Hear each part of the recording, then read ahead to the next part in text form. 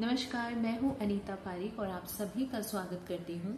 आज हम लोग ये बात करेंगे कि हम सभी लोग जानते हैं कि पहला सुख जो होता है वो है निरोगी काया।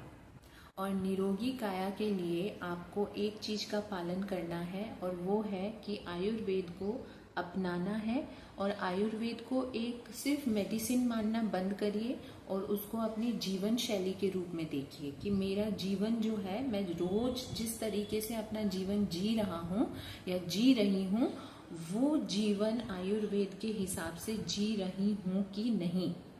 ठीक है, ये हमें ध्यान रखना है। अब उससे पहले मैं आपको बताती हूँ कि हम समझते हैं कि आयुर्वेद क्या है, क्या होता है। अगर मैं आप लोगों से पूछूं तो आप लोग एक बार मुझे कमेंट करके जो जो आपने मन में सोच रखा होगा कि भाई आयुर्वेद ये होता है, वो आप ज़रूर से उसका मीनिंग जो है वो कमेंट में लिख के बताइएगा। ठीक है, मैं आपको साथ ही साथ बताती हूँ कि आयुर्वेद क्या होता है।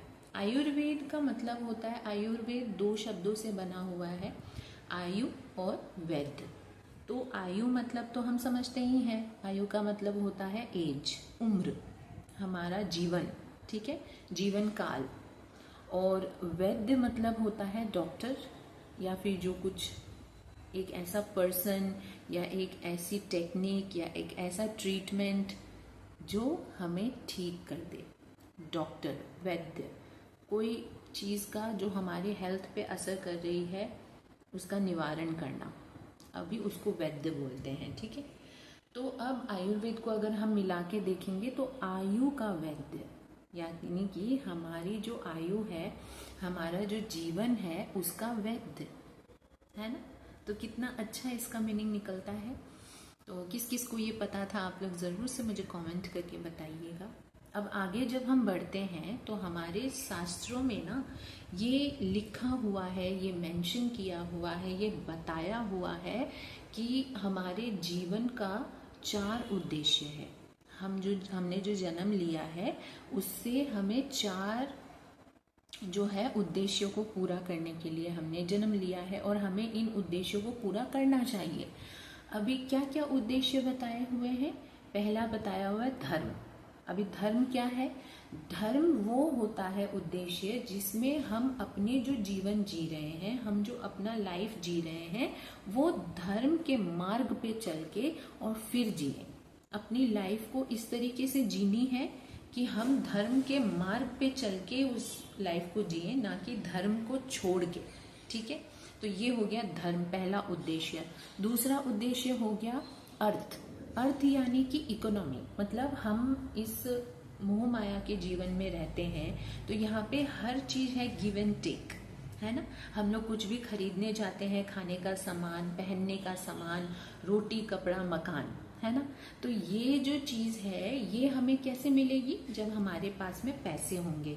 अभी वो पैसे की कमाई कैसे करनी चाहिए तो वो अर्थ में मेंशन रहता है। पैसे की कमाई हमें कभी भी इलीगली नहीं करना चाहिए, हमेशा कानून के दायरे में रह के हमने अपनी कमाई करनी है। ये वाला हो गया हमारा दूसरा उद्देश्य। तीसरा उद्देश्य क्या है? तीसरा उद्देश्य है काम। काम यानी कि मनोकामनाएं, इच्छाएं। हर एक इंसान के अंदर कोई ना कोई मनोकामना होती है, कोई ना कोई इच्छा होती है, बहुत सारी इच्छाएं होती है, बहुत सारी मनोकामनाएं होती है। तो अभी काम का मतलब ये नहीं है कि अपना उद्देश्य ये है कि सारी मनोकामनाओं को पूरा करो या सारी इच्छाओं को पूरा करो, नहीं, ये एकदम भी नहीं है। हमारे शास्त्रों में लिखा हुआ है कि जो इच्छाएं हमारे इंद्रियों पे नियंत्रण करके, हमारी इंद्रियां है ना, उनके 5 सेंसेस, उनके ऊपर काबू पा लेना है और धर्म के मार्ग पे चलते हुए, जो पहला उद्देश्य, और कानूनी दायरे में रहते हुए पैसे कमाएं और उसके बाद में जो अपने सेंसेस पे कंट्रोल करके जो मनोकामनाएं नीडेड है इस समाज की भलाई के लिए, इस पृथ्वी की भलाई के लिए, माता जो नेचर है उनकी भलाई के लिए, जो प्रकृति हमारी माता है उनकी भलाई के लिए, हम जो भी इच्छाएं परिपूर्ण करना चाहें उनको परिपूर्ण करना चाहिए। ये आता है मनोकामना यानी कि काम के उद्देश्य में। और चौथा उद्देश्य है हमारा मोक्ष की प्राप्ति। अब मोक्ष की प्राप्ति जो है, इन सब ये जो सारे उद्देश्य है ना, इन सब का एक जो है एक आयु निर्धारित की गई है। लेकिन मोक्ष के जो आयु है ना, वो जब हम जन्म लेते हैं तभी से शुरू हो जानी चाहिए। क्यों? ऐसा मेरा मानना है। क्योंकि जब हम पैदा होते हैं तब जो हमारे माता पिता, जो हमारे घर के जो सगे संबंधी, जो हमारे बड़े बुजुर्ग, उन्होंने ये कार्यभार संभालना चाहिए कि जब तक वो बच्चा बोल नहीं पाता है, समझ नहीं पाता है, या उस एज में नहीं पहुंचता है जहां वो अपने कार्य खुद कर सके, तब तक उन्हें ऐसे शिक्षा देनी चाहिए जो उसको मोक्ष की तरफ प्रेरित करे, जो उसको मोक्ष की तरफ जन्म से ही उसको लेके जाए।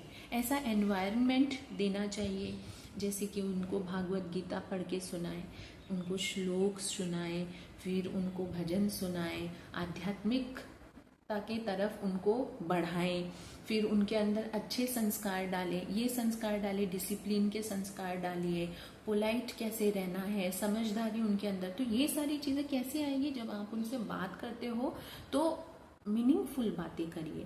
मीनिंगफुल बातें करके उस बच्चे के अंदर ये सारी जो है ये चीज़ें शुरू से ही आप ला सकते हैं। और फिर जब उसकी एज हो जाएगी समझने वाली, तो वो अपने आप ही इतना अच्छा ट्रेन हो जाएगा कि वो आगे की जो उम्र है वो उसी तरीके से बिताएगा, है ना। मोक्ष की तैयारी शुरू से। तो ये हमारे जो है ये उद्देश्य है जीवन के, इनको पूरा करना ही हमारा, शास्त्र में हमें लिखा हुआ है कि हमें ये सारे पूर्ण करने हैं। ये जीवन हमें जो मिला है वो इसी की वजह से मिला है। तो अब हमने समझ लिया कि ये सारे उद्देश्य हमें पूरे करने हैं। अब इन सब उद्देश्यों को पूरा करने के लिए ना आयुर्वेद जरूरी है। क्यों? जैसे कि मैंने बताया कि आयु का वैद्य है आयुर्वेद। तो हमारी जो जीवन शैली है ना, वो इन 4 उद्देश्यों को पूरे करने के लिए हमारा जो आयु है वो लंबी होनी चाहिए। हमारा जीवन शैली जो है वो लंबा होना चाहिए, ताकि हम ये कार्य जो है ये पूरे कर सकें। अगर एज हमारी कम होगी, अगर एज उतनी नहीं हो पाएगी, तो हम ये सारे कार्य पूरे नहीं कर पाएंगे। तो हमारा जो इस जीवन का उद्देश्य है वो कहीं ना कहीं रह गया। तो हमें वापस से जन्म लेना पड़ेगा। अभी किस योनि में जन्म लेंगे ये तो नहीं पता, क्योंकि ये अभी हमें इंसानों की योनि मिली है। इसमें ही हम ये कार्यभार इतनी परिपूर्णता से कर सकते हैं, ये 4 उद्देश्य जो है। तो इसके लिए आयुर्वेद जो है, आयुर्वेद हमारी जो जीवन शैली है, आयुर्वेद जो हमारी उम्र है उसको बढ़ाता है। उसको बढ़ा करके हमें ये उद्देश्य जो है वो पूरा करने में मदद करता है। तो आप समझ गए कि आयुर्वेद को क्यों अपनी जीवन शैली बनानी है, क्यों आयुर्वेद को हमें सिर्फ एक मेडिसिन नहीं मानना है कि जब हमें प्रॉब्लम हुई तब हमने भाई आयुर्वेद को अपनाया।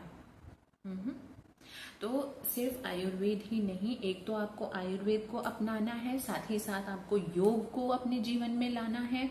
और देखिए फिर आप कमाल कि किस तरीके से आप इन उद्देश्यों को पूरा कर सकते हैं। और राइट टाइम, सही टाइम आपको अपने बच्चों के लिए निर्धारित करना है कि हाँ भाई इस समय से ही, इस जैसे ही उसने जन्म लिया मैं उसकी प्रिपरेशन इस मामले में शुरू कर दूंगा या कर दूंगी, है ना।